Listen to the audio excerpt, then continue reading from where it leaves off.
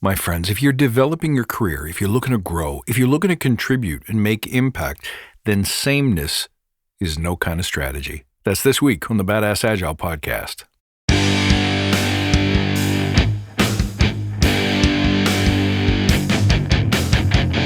Greetings, team. Welcome to the Badass Agile podcast. I'm your host, Chris Williams.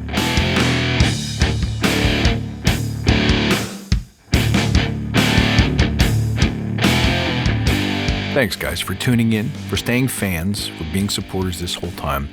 Let me remind you that a new cohort of the Forge is starting in March 2023. Check the show notes and my social media profiles if you want to find out more and sign up for an upcoming Zoom webinar. It'll be like having a group coaching session with me, and I invite you to join. If you've never worked with me before, come see me. You don't want to miss this. You can also join my free community. The link is also in the show notes below. I'd love to see you there. We're doing free workshops and challenges to help you improve, increase your game. Which brings me to my next point. If you're looking to advance your career, maybe you're thinking, hey, let's get outside of technical Scrum. Maybe move from Scrum Master to coach, or from employee to consultant, or maybe even to move to entrepreneur. There's something that I see a lot of people getting wrong in their messaging, their social media, their marketing, and I want to address it with you today. But first, let's take a moment to remember why we're here. To create an elite tribe of leaders who truly serve their clients and communities by doing what matters and what works, relentlessly chasing value and excellence like a badass.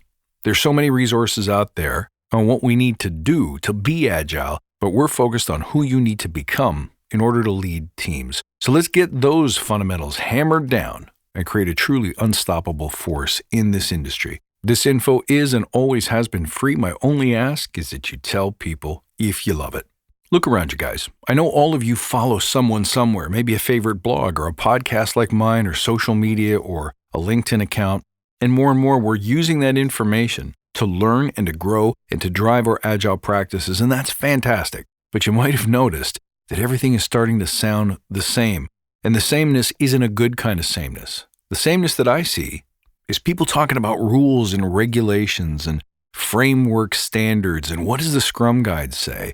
You have to remember something important. The goal of any kind of framework or philosophy should be to guide your thinking, to discuss and strengthen and sometimes challenge best principles, to apply them ruthlessly, see what works, fix what doesn't, but most importantly, to grow your practice and your service and the value that you add organically by doing what matters and what works, like we've always said in the podcast.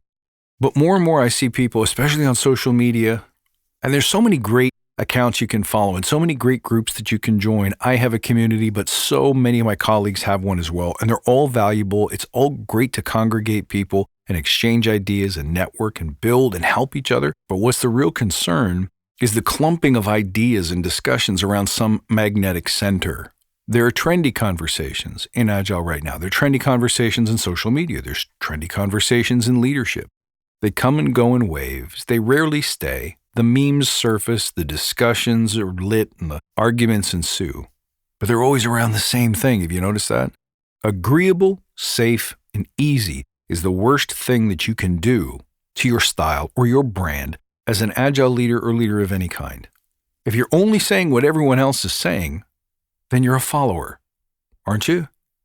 You're just copying what's already been put out there, maybe trying to put a new spin on it.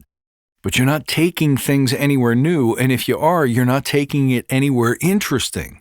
So either we're talking about the same old stuff. What time should I start my stand-up? How many people am I allowed to have on my team? Is the product owner supposed to come to this meeting or that meeting? Either we're talking about those things, or we're elaborating on aspects of those things like, here are 7 new rules that a Scrum Master must never violate in their retrospective meeting. All interesting, I guess, but it's too detailed. It's too focused on things that fundamentally don't matter. And they don't matter partially because we know the waves are going to change in 3 months. We'll be talking about something completely different, usually completely opposite, in the community 3 months from now. But also this endless focus on details that may or may not work depending on your personality, the makeup of your team, the profile of the company, the type of project or program that you're working on. All of these things could render this information obsolete. I just saw a post the other day. Someone said something like 25 books that every product owner should read.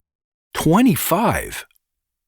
How much compelling, differentiating information can really be out there on the art and craft of managing a product that you couldn't learn with a couple of guidelines and a whole bunch of experience and mentoring and working through problems in the here and now. And the worst part of it for me is, especially this is rampant on social media, is trying to create things that feed the algorithm. So have you noticed that not only is the content the same, but the way the content looks, feels, and what it says seems to have a pattern to it?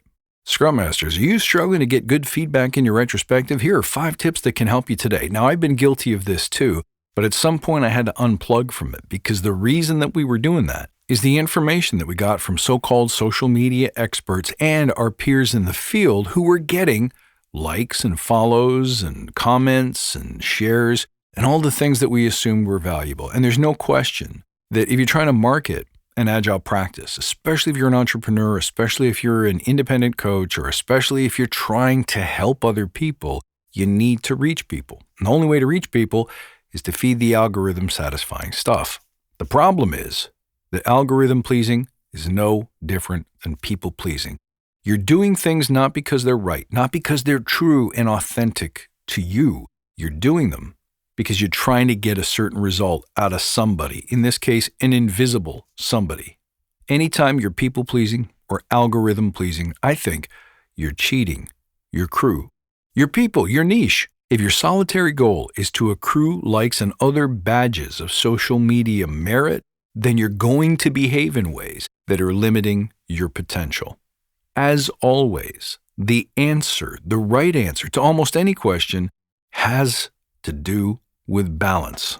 Should you never try and please the algorithm? Should you never tap into trends like remixing or the bubble popping that happens on TikTok and all those other platforms? No, not necessarily.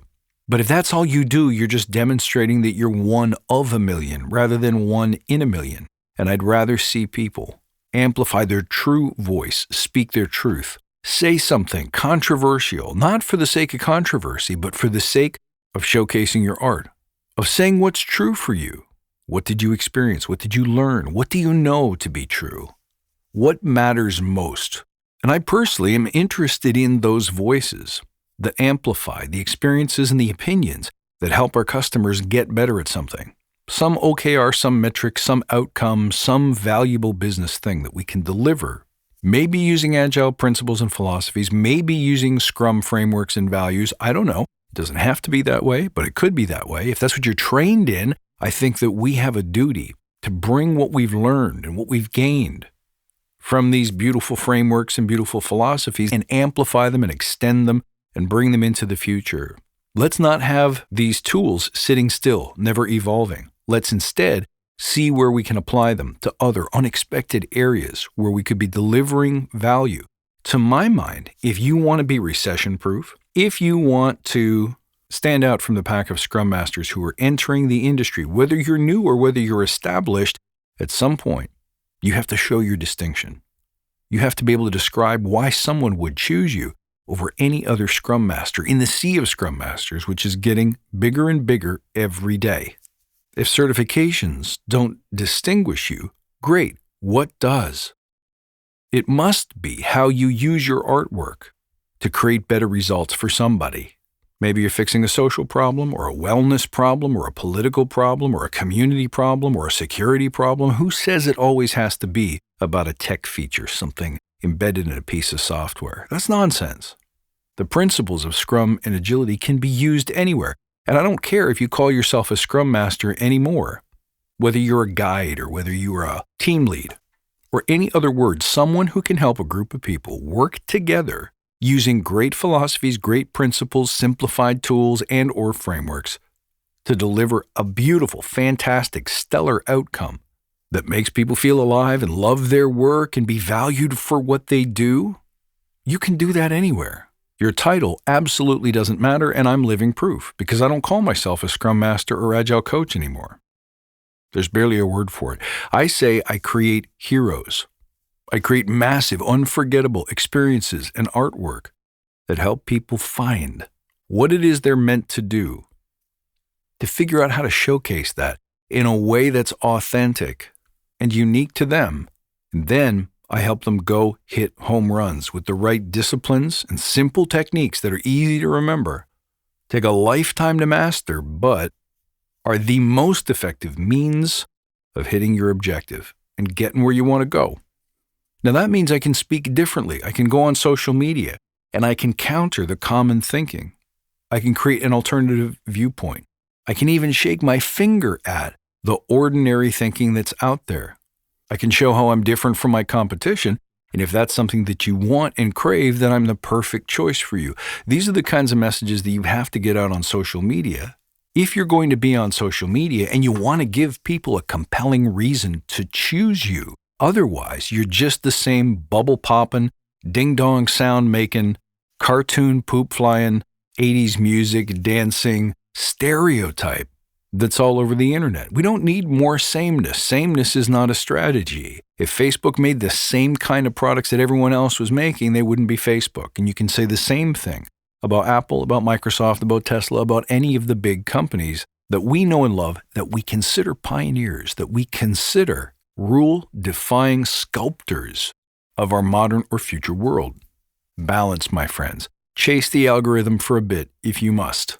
Learn the basic fundamental rules of LinkedIn or Instagram. What kinds of posts tend to get buried and what kinds of posts tend to get carried. See what I did there? I rhymed it for you.